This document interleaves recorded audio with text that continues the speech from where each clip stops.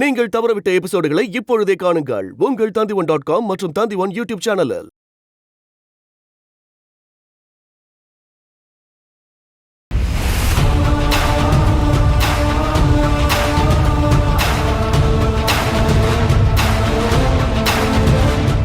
அந்த நண்பன் இன்னும் சிறிது நேரத்தில் உங்களோடு கலந்து கொள்ளுவான். ஆனால் அவனோடு அதிகம் சேராதீர்கள். அவன் இங்கு வெகு நாட்கள் இருக்கப் போவதில்லை.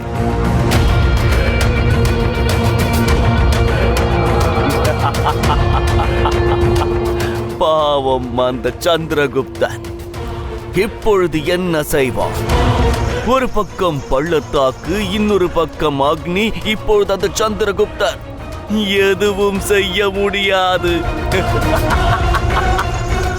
அவன் தப்பிச் செல்வதற்கு எந்த ஒரு வழியையும் நான் விட்டு வைக்கவில்லை. சந்திரா, இவர்கள் 4 திசையிலிருந்து நம்மை சூழ்ந்து விட்டார்கள். பௌரவ ராஜ்யத்தை சுற்றி வளைத்து விட்டார்கள். தனானந்தன் சூழ்ச்சி செய்து நம்மை ஏமாற்றி இருக்கிறான். மலைக்கேதுவை அவன் கடத்தி இருக்கிறான். அது மட்டுமல்ல, இப்போது நான் இந்த பௌரவ ராஜ்யத்திலிருந்து தப்பித்து விட்டால் பௌரவ ராஜ்யம் மற்றும் தக்ஷசீலாவை பார்த்துக் கொள்வதற்கு யாரும் இருக்க மாட்டார்கள். இப்படியே போனால் மகத நாடு 2 ராஜ்யத்தையும் தன்வசப்படுத்திக் கொள்வார்கள் என்று தெரிகிறது. ஆனால் சந்திரா, நீ போகவில்லை என்றால் தனானந்தனை அழிக்க நாம் தீட்டிய திட்டங்கள் அனைத்தும் வீணாகி போய்விடும். நாம் இப்பொழுது என்ன செய்வது?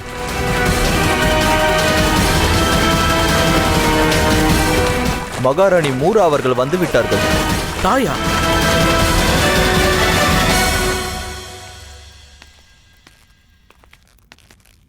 பௌரவ ராஜ்யம் மற்றும் தக்ஷசீலாவின் வீரர்களே, இளவரசர் மலைக்கேதுவை சிறைப்பிடித்து விட்டார்கள். இப்பொழுது உங்கள் தலைமேல் மகத நாட்டு வீரர்கள் தாண்டவமாடுகிறார்கள். நான் அறிவேன், உங்களுடைய தாய் மண்ணில் எதிரி தலை நிமிர்ந்திருக்கிறான். ஆனால் நீங்கள் சத்திரியர்கள் என்பதை மறந்துவிடக் கூடாது. ஒவ்வொருவரும் சத்திரிய வீரர்கள். ஒரே நேரத்தில் 100 வீரர்களை கூட அடித்து சாய்க்கும் வல்லமை படைத்தவர்கள் நீங்கள். தாய் மண்ணை காக்க என்ன வேண்டுமானாலும் செய்ய தயாராக இருப்பீர்கள். இதையும் மறக்காதீர்கள். உங்களால் மட்டும்தான் செல்யூக்கஸ் போன்ற கொடூரனை இந்த நாட்டை விட்டு விரட்டி நம்முடைய தாய் நாட்டை காப்பாற்ற முடிந்தது. அன்று செல்யூக்கஸ் இருந்தான், இன்று தனானந்தன் இருக்கிறான். தனானந்தன் உங்கள் தாய் பூமியை சிறைப்பிடிக்க வந்து கொண்டிருக்கிறான். இப்பொழுது நேரம் வந்துவிட்டது.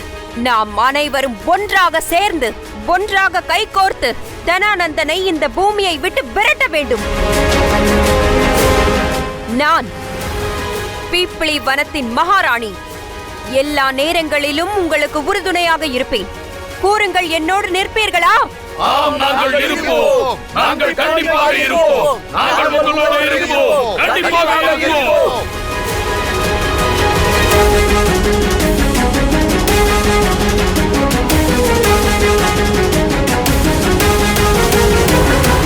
தாயே,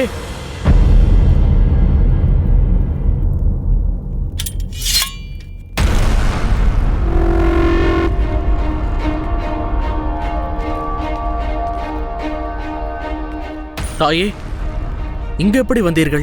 ஆச்சாரியாரின் உளவாளி இங்கு நடக்கப் போகும் விஷயத்தை பற்றி சொன்னான். அவரும் உடனே புரிந்து கொண்டார். தனானந்தன் இவை அனைத்தையும் உனக்காகத்தான் செய்து கொண்டிருக்கிறான். உனக்கு துணையாக இருக்கத்தான் அவர் என்னை அனுப்பினார். ஆனால் தாயே, தக்ஷசீலா மற்றும் பௌரவ ராஜ்யத்தை எவ்வாறு தனியாக வழிநடத்துவீர்கள்? சந்திரா, அகண்ட பாரதத்தை உருவாக்கும் இளவரசனுக்கு எல்லா வீரர்களும் தேவையாக இருக்கும். அந்த வீரர்கள் உனக்கு தோளோடு தோள் சேர்த்து நிச்சயம் உதவி செய்வார்கள். அப்போதுதான் ஒரு மன்னனால் மற்ற எல்லா விஷயங்களிலும் கவனம் செலுத்த முடியும்.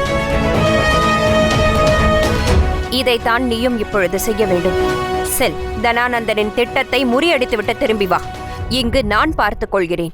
ஆனால் தாயே, மலைக்கேதுவை எனக்கு விடுவிப்பதற்கு சிறிது தாமதமாகிவிட்டால்?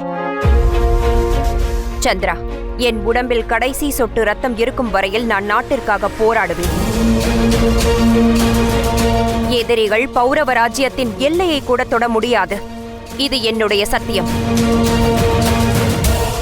நீ சென்று உன் லட்சியத்தை அடைய முயற்சி செய். விஜய் பவ.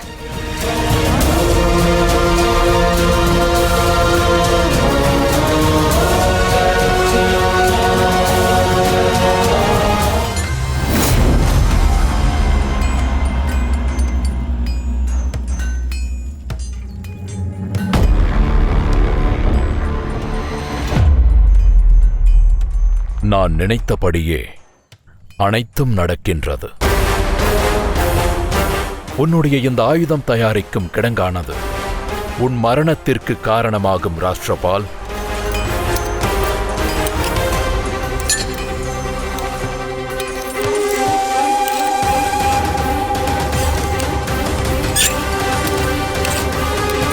விரைவாக நடக்கட்டும்.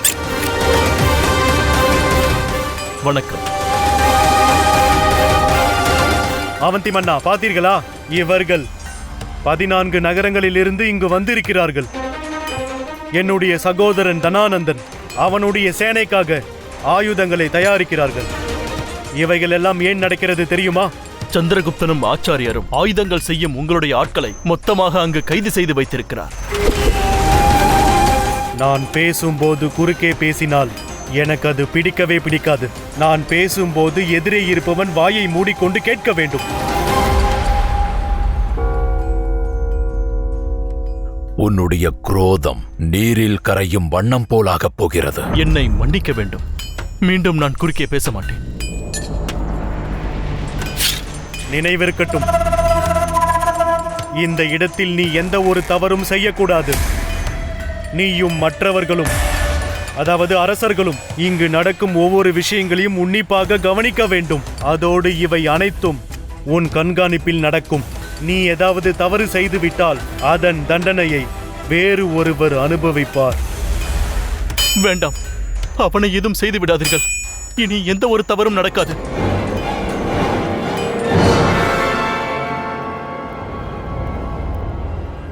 ஏதாவது ஒரு வழி இருந்தாக வேண்டும்.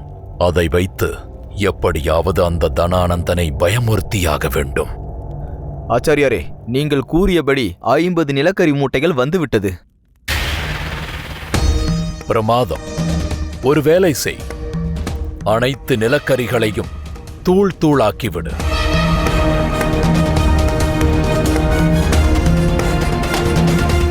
என்னுடைய யோசனை உங்களை ஆச்சரியத்தில் ஆழ்த்தியிருக்கலாம். இந்த நிலக்கரி தூளை வைத்து அவர்களை எப்படி தாக்க முடியும்? அப்படித்தானே நினைக்கிறீர்கள்? நீங்கள் என்னை நம்ப வேண்டும். நேரம் வரும்போது நீங்களே புரிந்து கொள்வீர்கள். இப்போது சொன்னதை செய்யுங்கள்.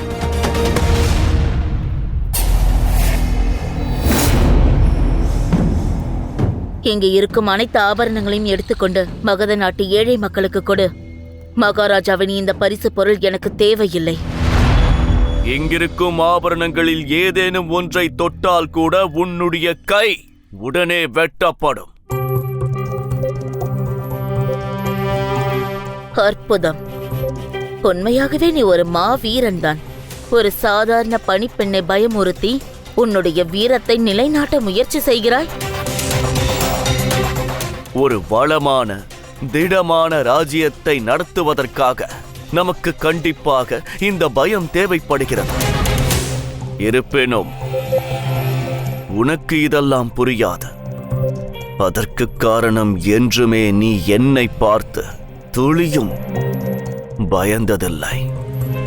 ஆம், என் மனதில் உன்னை பற்றி இப்பொழுது ஒரு எண்ணம் மட்டுமே உள்ளது. உன் மீதான வெறுப்பு. பரவாயில்லை, இப்பொழுது இந்த வெறுப்பு அப்படியே இருக்கட்டும். ஆனால் சீக்கிரமே இது காதலாக மாறும் தாரா. ஏன் இங்கு வந்தாய்? நான் இன்று சந்தோஷமாக இருக்கிறேன். அதனால் தான் உன்னை காண வந்தேன்.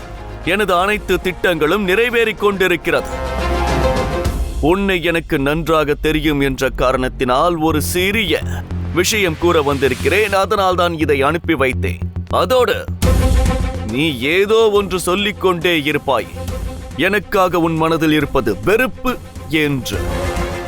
ஆனால் நான் ஒருவரை வெறுக்க ஆரம்பித்து விட்டால் அவருடைய நிலைமை என்னவாகும் என்று நீ தெரிந்து கொள்ள வேண்டும். என்னோடு வா.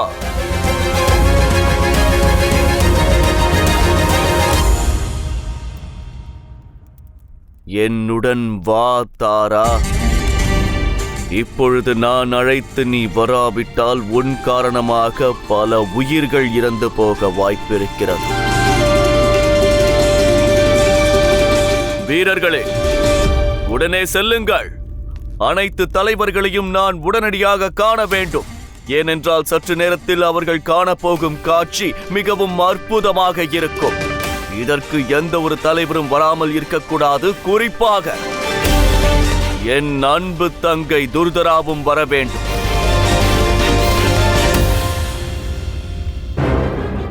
இப்பொழுது தனானந்தன் என்ன செய்ய போகிறான்? மலைக்கேதுவை கடத்தி சென்று தனானந்தன் பெரிய தவறு செய்து விட்டான். இப்பொழுது நான் மலைக்கேதுவை மட்டுமல்ல, அனைத்து மன்னர்களுடைய வாரிசுகளையும் காப்பாற்றப் போகிறேன். அவர்களை இங்கு அழைத்து வருவேன். அவர்கள் தந்தையை சந்திக்க வைப்பேன். இப்போது நீ என்னிடம் சொன்னதை செய்து காட்டிவிட்டால் இது மாபெரும் வெற்றியாகும் சந்திரகுப்தா. இந்த நாட்டின் அரசர்கள் அவர்களுடைய குழந்தைகளை சந்தித்து விட்டால் அவர்களுடைய மனதில் இருக்கும் பயம் போய்விடும். எனக்கு நம்பிக்கை இருக்கிறது. அவர்கள் தனானந்தனை விட்டுவிட்டு இந்த புரட்சியில் நமக்கு நிச்சயம் கை கொடுப்பார்கள். ஒன்றை மறந்து விடாதே. நேரடியாக தாக்கக்கூடாது. முதலில் தனானந்தனின் நாட்களை பலவீனமாக்க வேண்டும். அதன் பிறகுதான் எல்லையிலிருந்து நடுவே செல்ல வேண்டும். கவலை வேண்டாம் ஆச்சாரியாரே, நான் இதை மறக்க மாட்டேன். அங்கு உனக்கு உதவி செய்ய இருவர் இருப்பார்கள், துர்தரா மற்றும் தாரணி. இவர்கள் மேல் நிச்சயம் தனானந்தனுக்கு சந்தேகமே வராது. உன் லட்சியத்தை அடைய இவர்கள் உதவி செய்வார்கள். நீ செல்லலாம். நீ மன்னர்களின் அனைத்து வாரிசுகளையும் காப்பாற்றும் போது தனானந்தனின் சகோதரன் இயக்கிக் கொண்டிருக்கும் ஆயுத கிடங்கை நான் அழித்து விடுவேன். ஒரே நேரத்தில் தனானந்தனுக்கு 2 அதிர்ச்சிகள்.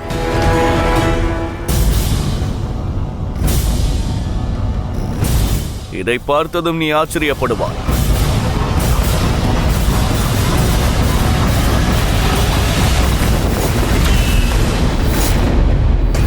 மலைக்கேது,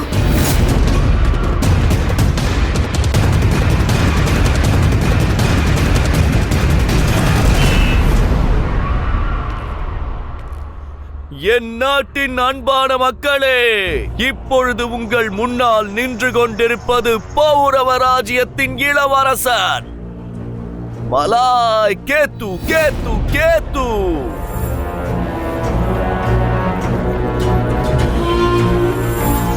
இந்த இளவரசன் இருக்கிறானே, இவன் என்னுடைய பரம எதிரி மட்டுமல்ல, இந்த நாட்டு தேச துரோகியின் மிகவும் நெருங்கிய நண்பனும் ஆவான். அது மட்டுமின்றி அந்த தேச துரோகி சந்திரகுப்தனுடன் சேர்ந்து பல முறை என்னை சூழ்ச்சி வலையில் சிக்க வைக்க பார்த்தான். ஆனால் இம்முறை, பாவம் இம்முறை, இந்த இருவரும் இறப்பதற்கு மிக முக்கியமாக அவர்களே தான் காரணமாக இருக்க போகிறார்கள்.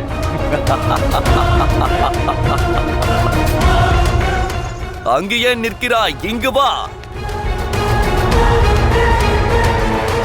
என்ன பார்த்து கொண்டிருக்கிறாய்? வாசி.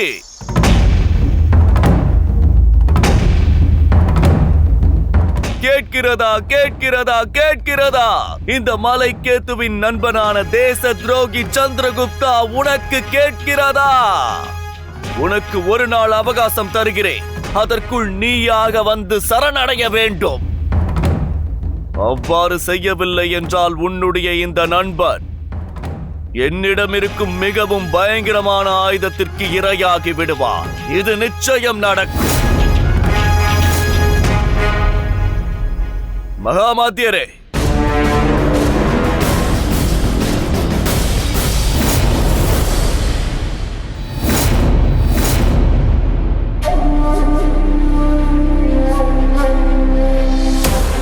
சந்திரகுப்தா, விரைவிலேயே உன்னுடைய நண்பனின் உடலில் இந்த ஈட்டிகள் அனைத்தும் வேகமாக பாயப் போகிறது. அதன் பிறகு இவனது உடலில் 1 சொட்டு ரத்தம் கூட மிஞ்சாது. நீ இதற்காக வெட்கப்பட வேண்டும். உன் பகைவனை உன்னால் வெல்ல முடியவில்லை. அதற்காக இந்த சிறுவனை பயன்படுத்துகிறாயா? இவ்வாறு நீ செய்து கொண்டிருந்தால் மக்கள் இன்னும் உன்னை வெறுக்க ஆரம்பிப்பார்கள் தனானந்தா. உன்னை ஒரு சக்திசாலியான புத்திசாலியான மகாராஜா என்று நினைத்தால் இந்த சிறுவனை விட்டுவிடு. சந்திரகுப்தனுடன் நேருக்கு நேராக நின்று வீரனை போல் சண்டையிடு. கூறு, உனக்கு அவ்வளவு தைரியம் உள்ளதா? என்னை நீ மிகவும் வெறுப்பதாக என்னிடம் கூறினாய். ஆனால் உனக்கு ஒரு விஷயம் தெரியாது. நான் அந்த சந்திரகுப்தனை அடியோடு வெறுத்துக் கொண்டிருக்கிறேன். என்னுடைய லட்சியம் என்னவென்றால், நான் அவனை முற்றிலும் அழிக்க வேண்டும்.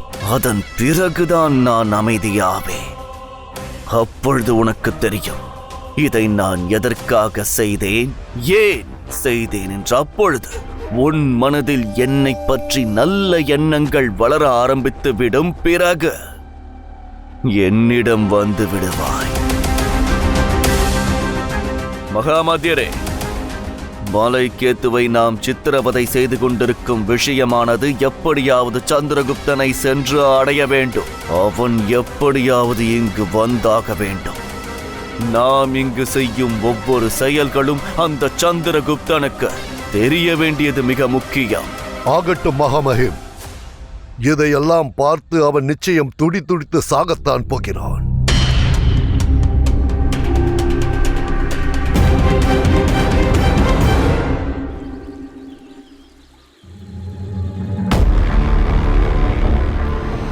உனக்கு ஒரு நாள் அவகாசம் தருகிறேன். அதற்குள் நீயாக வந்து சரணடைய வேண்டும். அவ்வாறு செய்யவில்லை என்றால் உன்னுடைய இந்த நண்பன் என்னிடம் இருக்கும் மிகவும் பயங்கரமான ஆயுதத்திற்கு இரையாகி விடுவார். இது நிச்சயம் நடக்கும்.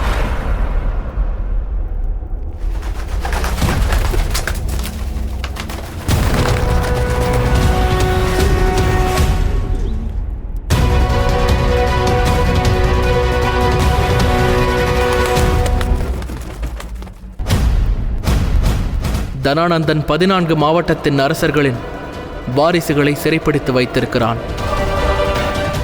மலைக்கேதுவையும் கண்டிப்பாக அந்த சிறையில் தான் அடைப்பான். அங்குதான் மற்ற இளவரசர்களும் இருப்பார்கள். யார் அனுப்பிய செய்தி அது?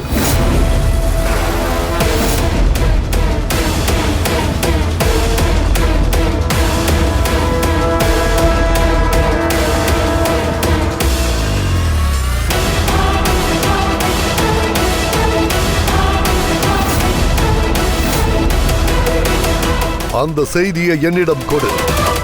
உன்னைத்தான் கேட்கிறேன். நான் யார் என்று தெரிந்திருக்கும் அல்லவா? நீங்கள் யாருக்கு சேவகனோ, நான் அதே மகாராஜாவிற்கு நெருங்கிய சேவகியாவேன். நீ சாம்ராட்டிற்கு மிக நெருங்கிய சேவகியாக கூட இருக்கலாம். ஆனால் சாம்ராட்டிற்கு பாதுகாப்பு என்று வந்துவிட்டால் இந்த பூத தூதுவன் யாரையும் விடமாட்டான். அதை என்னிடம் கொடு. கொடு! இங்கு என்ன நடக்கிறது?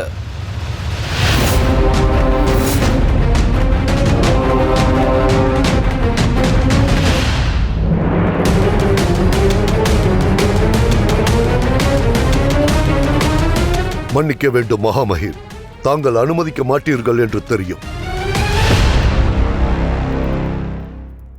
ஆனால் இவர்களை சந்தேகப்பட என்னிடம் சரியான காரணம் உள்ளது மகாமஹிம். நான் உறுதியாக கூறுகிறேன், இந்த பெண் வேறு யாருக்கோ ரகசியமாக தகவல்களை பரிமாறிக்கொண்டிருக்கிறாள். என்னை பொறுத்தவரையில் இந்த அரண்மனையிலேயே தங்களின் பாதுகாப்பு தான் முக்கியம் மகாமஹிம். அந்த பாதுகாப்பை கருதித்தான் இங்கிருக்கும் ஒருவரையும் நான் சுலபமாக நம்பிவிட மாட்டேன்.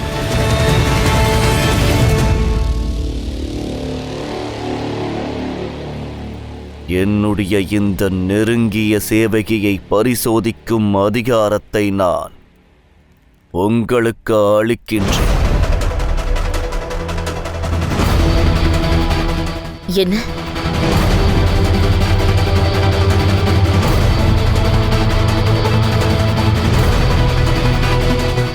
ஏனென்றால் என் மீது இருக்கும் வெறுப்பை நீதான் அடிக்கடி காட்டிக் கொண்டிருக்கின்றாயே. அது மட்டுமல்ல, இவ்வளவு வருடங்களுக்கு பிறகு திடீரென்று என் முன்னால் வந்து நிற்பது சந்தேகத்தை எழுப்புகின்றதல்லவா மகாமாத்தியரே?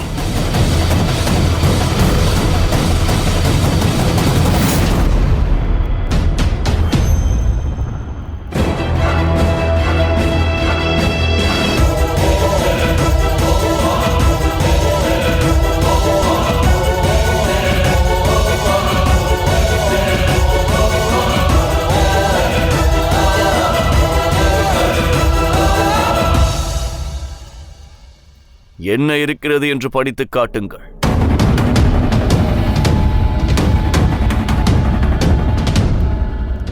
தாரா,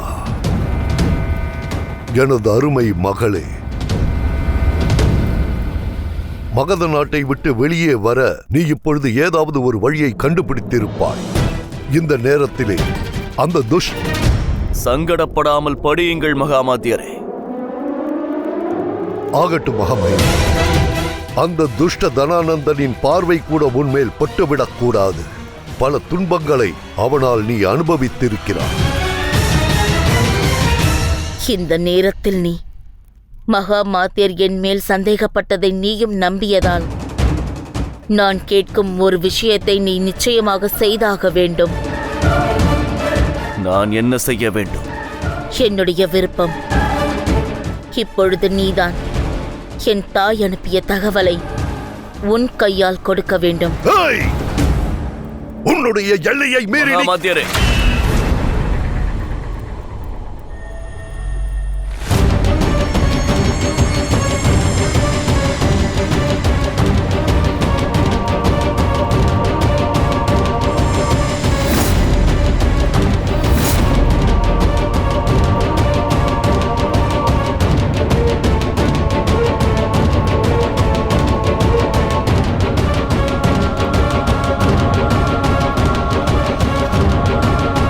நீ இந்த அளவிற்கு பலசாலியான மகாராஜாவாக இருந்தும் உன்னுடைய புத்தி வேலை செய்யவில்லையே. நம்பிக்கை என்னும் ஒரு சொல் உன்னுடைய அகராதியில் இல்லவே இல்லை.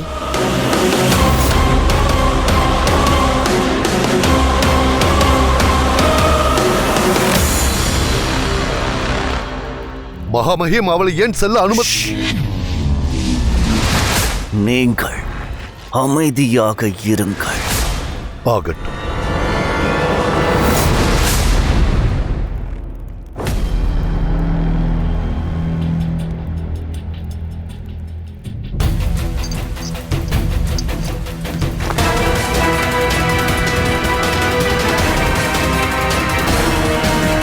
இளவரசர்கள் சிறைப்பட்டிருக்கின்ற விஷயத்தையும் சந்திரன் வருவதையும் துர்தராவிடம் சொல்ல வேண்டும்.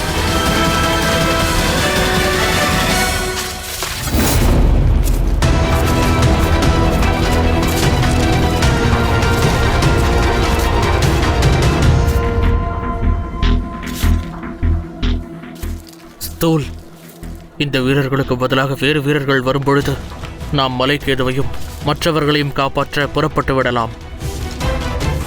எனக்கு முழு நம்பிக்கை இருக்கிறது. இந்நேரம் தாரணிக்கு என்னுடைய தகவல் கிடைத்திருக்கும்.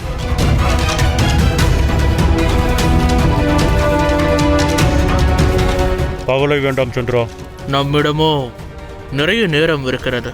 ஆனால் ஒரு விஷயத்தில் மட்டும் அதிக கவனம் தேவை. அது என்ன? பல நாட்களுக்கு பிறகு துர்தராவை சந்திக்கப் போகிறாய்.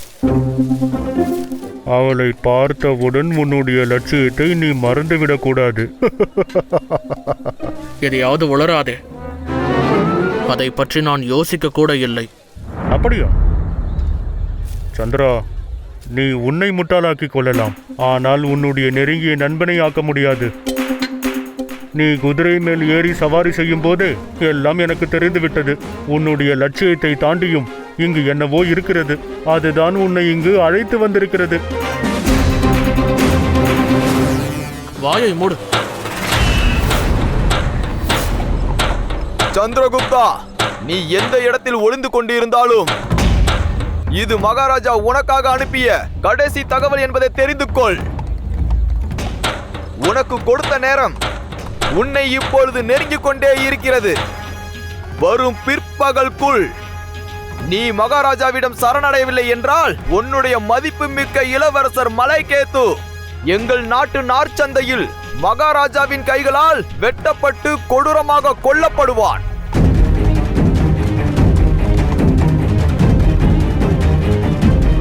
சந்திரா, இப்பொழுது என்ன செய்வது?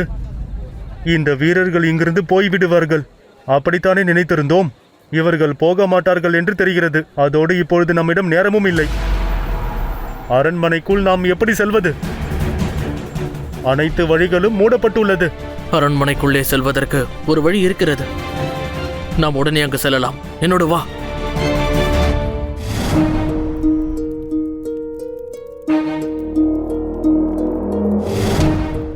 இப்பொழுது இவள் பார்க்க அழகாக இருக்கிறாள். கன்னத்தில் வண்ணத்தை கூட்டு. பிறகு இதோ இங்கே கருமையான இந்த கண்கள் பார்ப்பதற்கு மீன் போலவே இருக்கிறது. இவளிடம் அழகு மறைந்திருக்கிறது. அதோடு தலைமுடி இதோ இதுவரை வர வேண்டும். சீக்கிரம். மகாமேப், வீரர்களே, எனக்கு இவரை பார்க்க பிடிக்கவில்லை.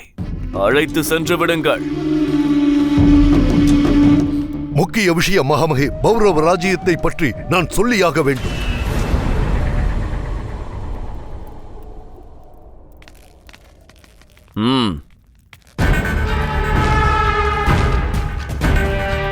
பௌரவ ராஜ்யத்தின் எல்லையை நம் வீரர்களால் கடக்க இயலவில்லை. காரணம், பௌரவ ராஜ்யம் மற்றும் தக்ஷசீலா சேனை வீரர்களை மூரா கவனித்துக் கொண்டிருக்கிறாள்.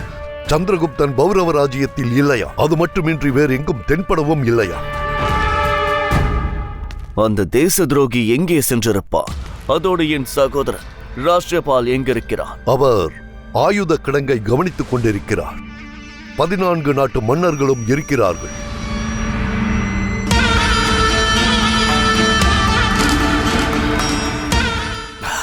நீங்கள் இங்கேயே இருங்கள். அதோடு ஜாக்கிரதையாக இருங்கள் மகாமாத்தியரே. எனக்கு ஒரு முக்கியமான வேலை இருக்கிறது.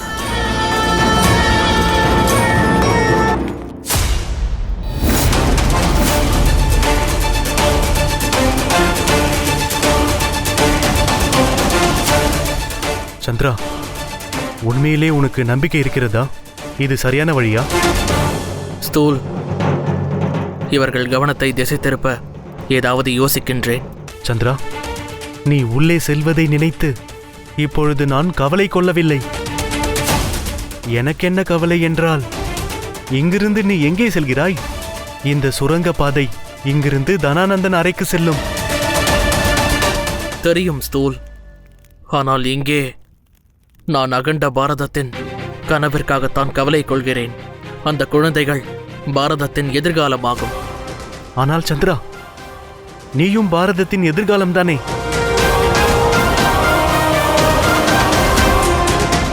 ஸ்தூல், நான் உள்ளே செல்கிறேன். காரணம், மலைக்கேதுவையும் மற்றவர்களையும் காப்பாற்றுவதற்கு வேறு வழி தெரியவில்லை.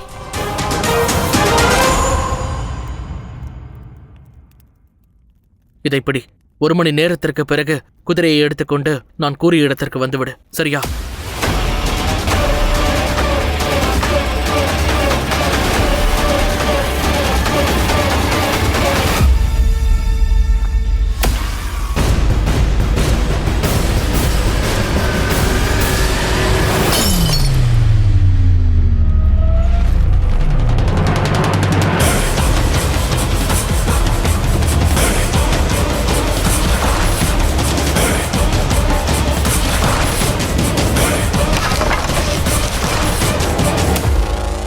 சற்று நில்லுங்கள். இப்பொழுது எனக்கு ஏதோ சத்தம் கேட்டது. வாருங்கள் பார்க்கலாம்.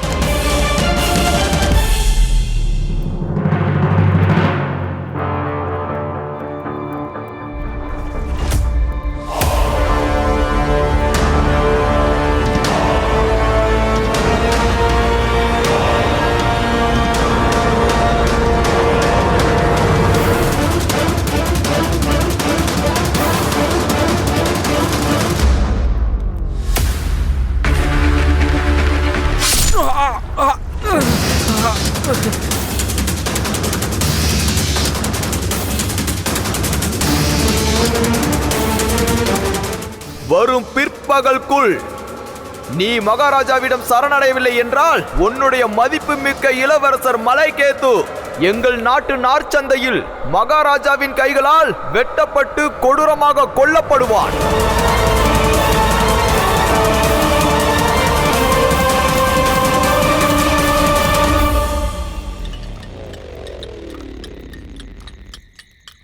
இளவரசர்களை காப்பாற்ற சந்திரகுப்தன் கிளம்பிவிட்டான். நேரமும் வந்துவிட்டது. நம் திட்டத்தை நாம் செயல்படுத்த ஆரம்பிக்கலாம்.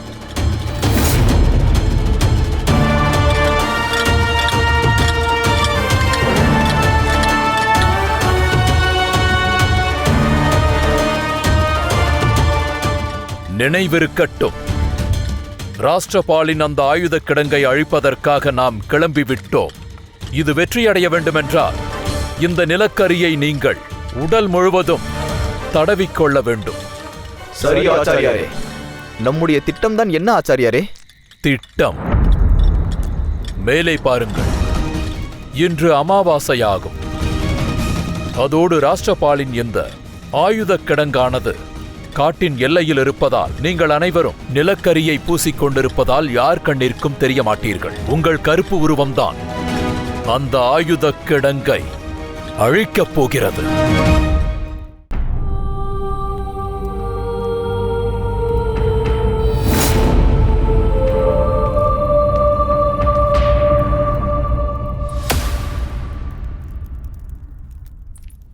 ஒரு நிழலை போல என்னை தொடர்ந்து கொண்டே இருப்பாயா? என் தந்தையின் ஆத்மாவிற்கு அமைதி கிடைக்க நான் வேண்டிக் கொண்டிருக்கும் போது வருகிறாயே.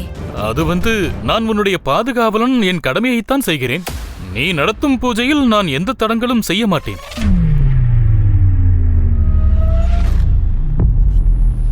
மயில் இறகா, தாரணியிடம் சந்திரகுப்தனுடைய தகவல் இருக்கிறது. இவனை எப்படியாவது இங்கிருந்து வெளியே அனுப்ப வேண்டும். ஆனால் எப்படி? உன்னுடைய கண்களை நீ மூடிக்கொள். உன்னுடைய தந்தையை நினைத்துக் கொண்டு 12 முறை நீ அந்த மந்திரத்தை சொல்லும் வரையிலேயே கண்களை நீ திறக்கவே கூடாது, சரியா?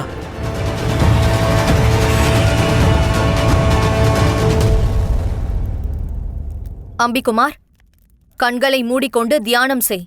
ஏன்? எனக்கு ஏதாவது பரிசு கொடுக்க போகிறாயா? தேவையில்லாத பேச்சுக்கள் வேண்டாம். சொல்வதை செய். கண்களை மூடி பிரார்த்தனை செய்ய ஆரம்பிக்கலாம். என் தந்தையின் ஆத்மா சாந்தி அடைவதற்காக காயத்ரி மந்திரத்தை சொல்ல வேண்டும். அவர் உன்னுடைய தந்தை, அதனால் இதையெல்லாம் நீ செய். நான் எதற்கு செய்ய வேண்டும்? இவர் எனக்கு மட்டும் தந்தை அல்ல, சாம்ராட்டிற்கும் இவர்தான் தந்தை. அந்த சாம்ராட்டை தான் நீ பிரபு என்று அழைக்கிறாய். ஒருவேளை நீ இவ்வாறு நடந்து கொள்வது அவருக்கு பிடிக்காமல் போகலாம்.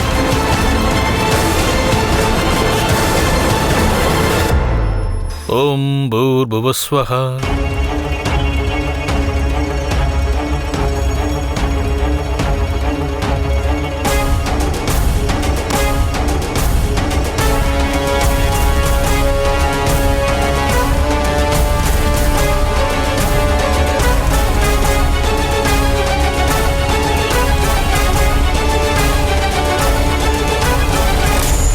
என்ன? எல்லா குழந்தைகளையும் காப்பாற்ற சந்திரன் இங்கே வருகிறானா? ஆம், ஆனால் தனானந்தன் அவர்களை எங்கு வைத்திருக்கிறான் என்பதுதான் யாருக்கும் தெரியவில்லை. நம்மிடம் இப்பொழுது நேரமே இல்லை துர்தரா. சந்திரகுப்தனுக்கு உதவி செய்ய வேண்டும். ஒருவேளை அவர்கள் இருக்கும் இடம் எனக்கு தெரியும் என்றுதான் நினைக்கிறேன். பிரமாதம். அப்படியென்றால் சந்திரகுப்தன் எப்படி உள்ளே வருவான் என்றும் தெரிந்திருக்கும். சந்திரகுப்தனால் ஒரே ஒரு வழியாகத்தான் உள்ளே வர முடியும். அது என்ன வழி? சுரங்கப்பாதை. அது நேராக சாம்ராட் அறைக்குள் போகும்.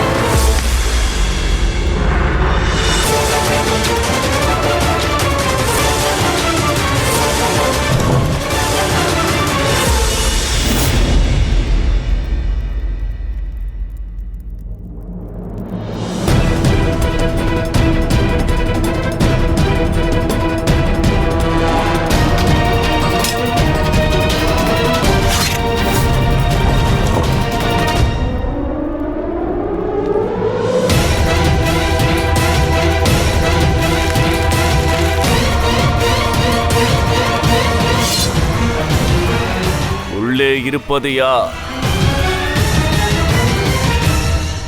என்ன இது? சாம்ராட்டும் அவர் அறைக்குள் தான் இருக்கிறார். என்ன ஆனாலும் சரி, சாம்ராட்டிடம் அவன் சிக்கிக் கொள்ளக்கூடாது. துர்தரா, சந்திரகுப்தன் புத்திசாலி. அவ்வளவு சுலபத்தில் யாரிடமும் மாட்டிக்கொள்ள மாட்டான். உனக்கு சாம்ராட்டை தெரியாது தாரிணி. இல்லை, எனக்கு தெரியும் துர்தரா. உள்ளே இருப்பது யார்?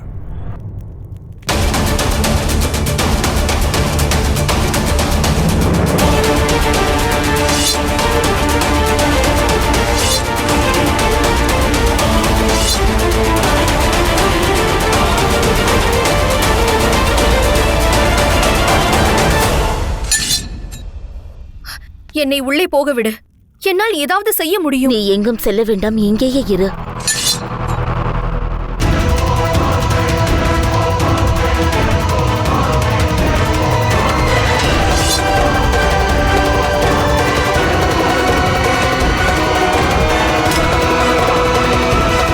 எனக்கு எக்கச்சக்கமான எதிரிகள் இருக்கிறார்கள்.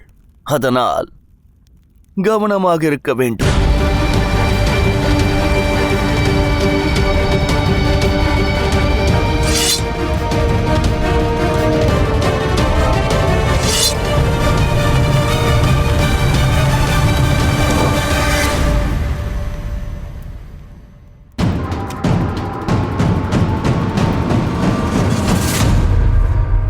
இதற்கு மேலும் என்னால் இங்கு இருக்க முடியாது.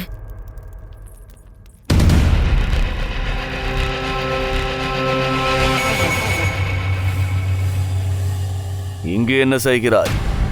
அதோடு உனது பாதுகாவலன் எங்கே? நான் அவனுக்கு வைத்த சோதனையில் அவன் தோற்று போய்விட்டான். உன்னுடைய வீணான பேச்சையெல்லாம் கேட்பதற்கு என்னிடம் நேரம் இல்லை.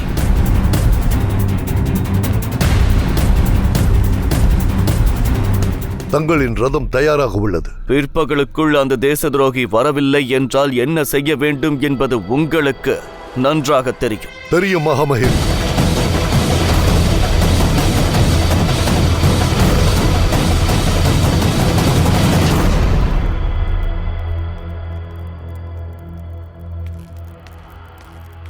வா, நாம் உள்ளே செல்லலாம். என்னை பொறுத்தவரையில் நீ அவனை தனியாக சந்திப்பதுதான் நல்லது.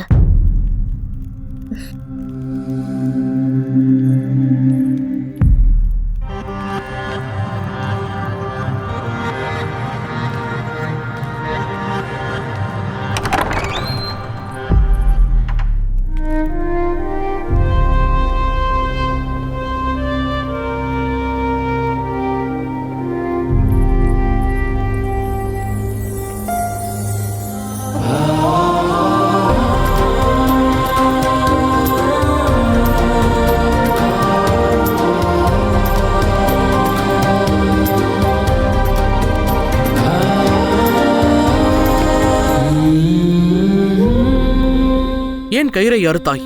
நீ ஏன் அவ்வாறு செய்தாய்? உன்னுடைய பார்வை உன் லட்சியத்தை விட்டு விலகக்கூடாது. அதனால் அவ்வாறு செய்வதை தவிர எனக்கு வேறு வழி தெரியவில்லை. நீ உன்னுடைய லட்சியத்தை அடைந்து விடு. உன்னுடைய இந்த தாய் மண்ணுக்காக உன்னுடைய கடமையை நிறைவேற்று. அதன் பிறகு நாம் ஒன்றாக சேரலாம். அதுவரையில் நான் இங்கேயே இருந்து உனக்கு உதவிகள் செய்கிறேன்.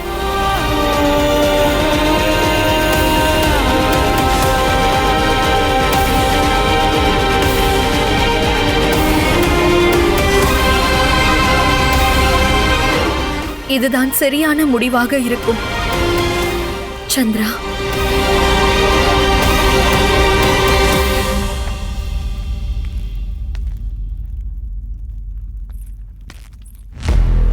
நம்மிடம் இப்பொழுது நேரம் இல்லை.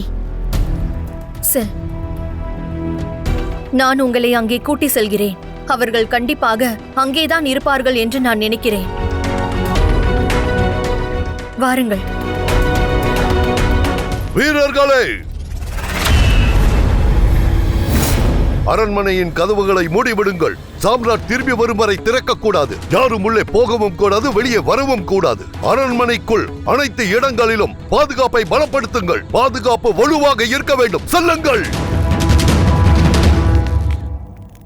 இங்கிருக்கும் அனைத்து கதவுகளும் மூடுவதற்குள் நாம் சிறைச்சாலைக்கு சென்றாக வேண்டும். உனக்கு தெரியும் அல்லவா, நம் இருவருடைய உறவு என்னவென்று சொல்ல முடியுமா? சொல்கிறேன். நாம் இருவருமே சாம்ராட்டிற்கு நெருங்கியவர்கள்.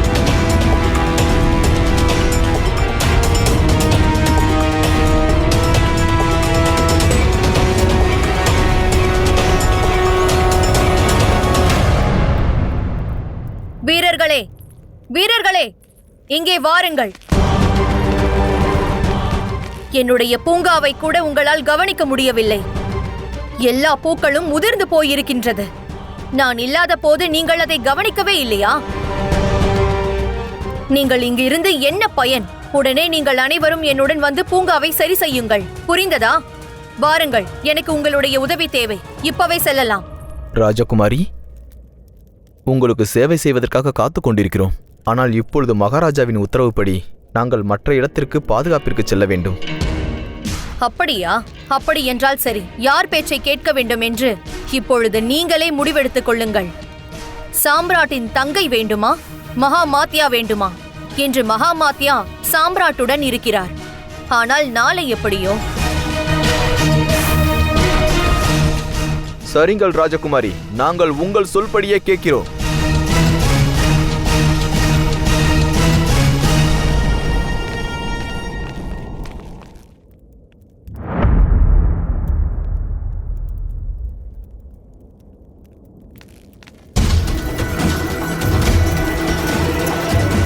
வாருங்கள்.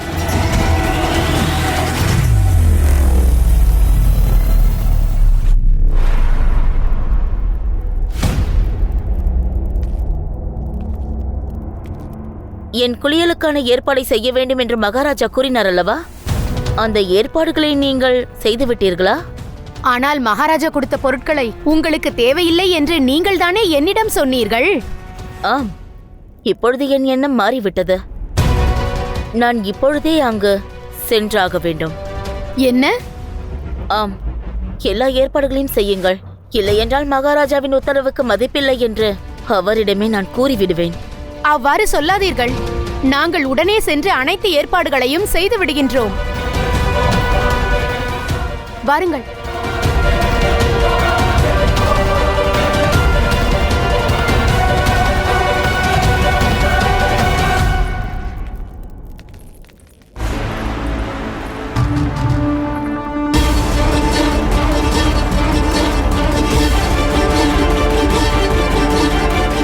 இந்த இடம்தான் அது. இங்கிருந்துதான் பல வீரர்கள் சாப்பாட்டு தட்டை எடுத்து செல்வதை நான் பார்த்திருக்கிறேன்.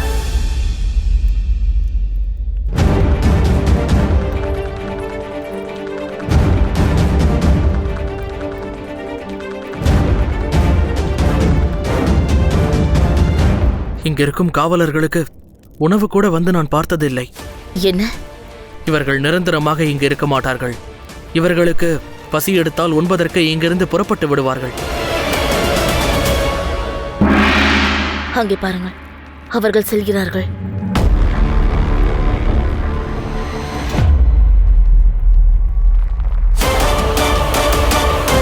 நேரம் நெருங்கிவிட்டது. இப்போது முடியவில்லை என்றால் பிறகு எப்போதும் முடியாது.